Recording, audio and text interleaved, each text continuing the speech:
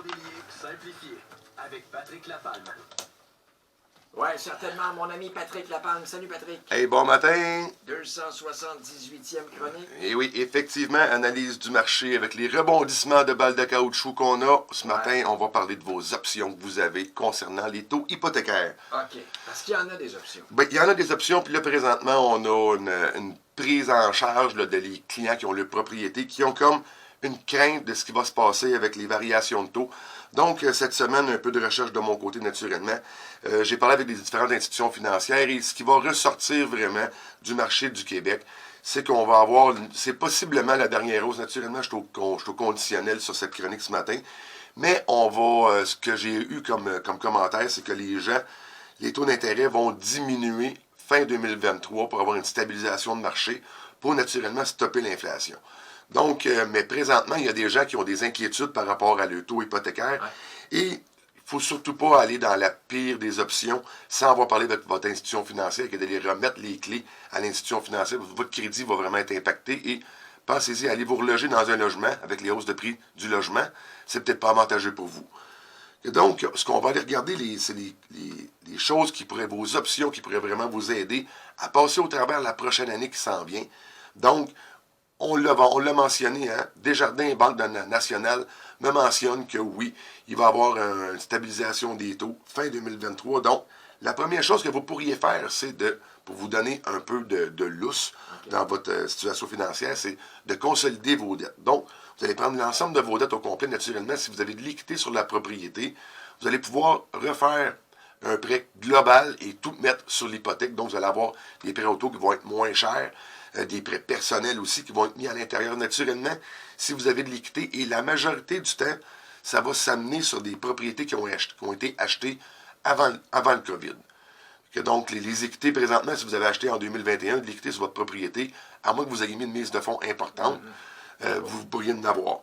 Vous pourriez aussi rallonger votre prêt que vous avez signé sur 25 ans, le rallonger sur 30 ans pour maximiser l'amortissement et réduire votre paiement. Mais aussi, naturellement, donnez-vous une porte de sortie pour dès qu'il va y avoir une diminution du taux hypothécaire, pour aller remettre votre amortissement le plus court possible. Donc, regardez votre situation financière et tout ça.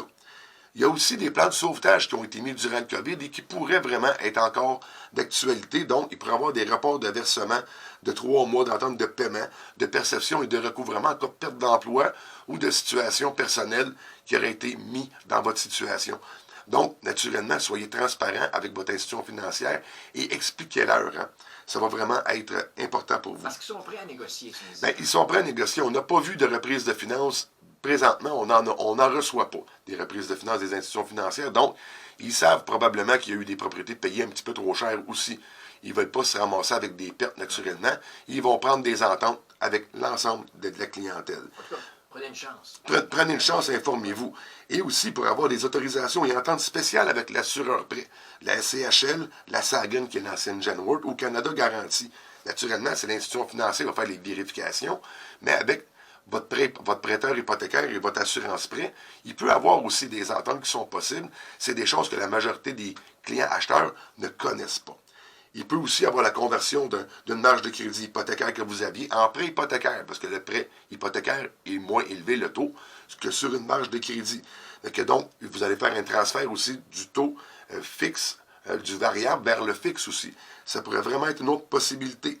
Et aussi, il y a un autre fait, il pourrait avoir un co-emprunteur. Si votre capacité d'emprunt, un exemple, vous avez acheté durant le COVID, et là, votre capacité, malgré le fait que vous avez passé le stress test au taux pour les prêts assurés, mais si vous l'avez passé, mais là, votre situation, ça serait dégradée. Ouais. Bien, vous pourriez aussi avoir, si ces solutions-là ne fonctionnent pas, un co-emprunteur pour vous aider à passer au travers la dernière hausse de taux qu'on a eue là, et souhaitons-le que ça sera la dernière.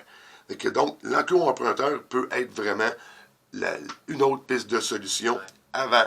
Et l'autre piste de solution, naturellement, avant de remettre les clés, tout dépendant de votre situation naturellement, serait de revendre la propriété pour ne pas entacher votre bureau de crédit ou ne pas faire de faillite pour vous empêcher d'avoir accès à de différents produits financiers. Donc, c'est vraiment l'ensemble de tout ce qu'on peut avoir là, comme option que vous avez avec ce qui se passe présentement dans le marché. Mais soyez à l'écoute de toutes les nouvelles immobilières et hypothécaires concernant les taux. Et de ce que j'entends, c'est qu'il va y avoir une stabilisation, même une diminution fin 2023, début 2024, stabilisation des taux hypothécaires. Mais n'oubliez pas, hein, l'achat d'une propriété, des taux hypothécaires échelonnés sur 25 ans, ça joue toujours entre du 5 à du 7 sur l'ensemble des taux d'hypothèque. Patrick, si on veut réécouter une des chroniques, ou encore te joindre? Ben, pour me joindre, c'est facile au 450-499-5544. Sur le Facebook et sur la chaîne YouTube, tous les podcasts, les chroniques sont disponibles. N'hésitez pas, si vous avez des questions, appelez-moi, ça va me faire plaisir de vous répondre. Merci, mon cher. Bonne journée, bonne semaine. Bye-bye.